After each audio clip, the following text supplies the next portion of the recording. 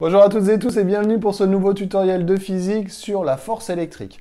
La force électrique, c'est la force que subit une particule chargée, une particule qui porte une charge électrique et qui est soumise à un champ électrique.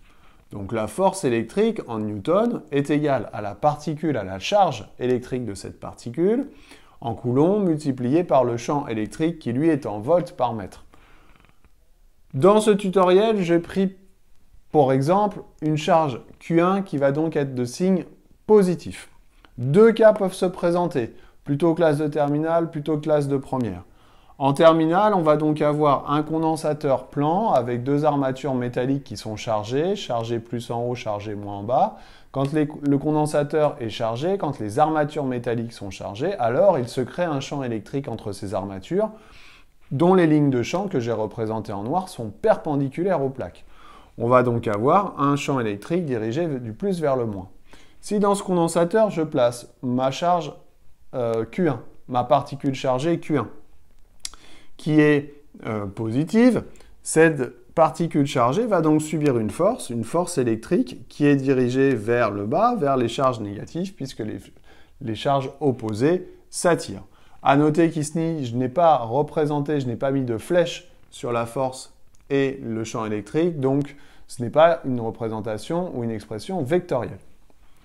Si maintenant je décide de donner l'expression de la force pour la calculer ensuite, on va dire que le champ électrique entre ces deux plaques est égal à la tension électrique entre ces deux plaques qui vous est toujours donnée en volts, divisée par la distance entre ces plaques.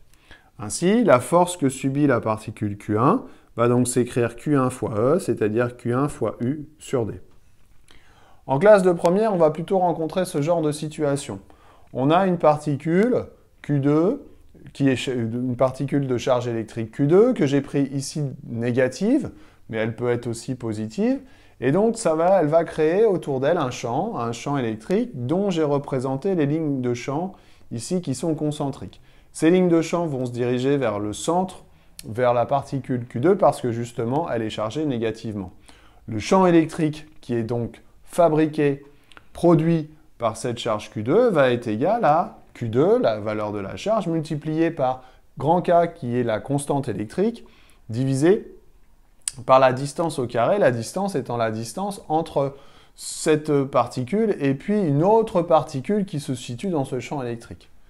Ainsi, si je reprends ma particule Q1 toujours de charge positive, eh bien cette particule Q1 va subir une force Q1 fois Q2 fois K divisé par la distance au carré, qu'on retrouve souvent écrite comme ça, mais avec un ordre un petit peu différent. Grand K fois Q1 fois Q2 divisé par D au carré.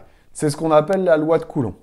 Dans cette expression, la force est en newton, les charges sont en coulomb, la distance, attention, est en mètres. Il faut bien penser à la convertir, comme dans la force gravitationnelle, et ne pas oublier le carré.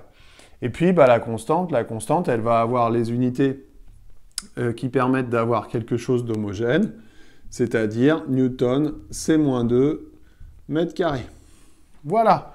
Donc, connaître cette force électrique et savoir l'appliquer dans deux cas différents. J'espère que j'ai été clair. Je vous dis à bientôt pour d'autres tutos. Bye bye.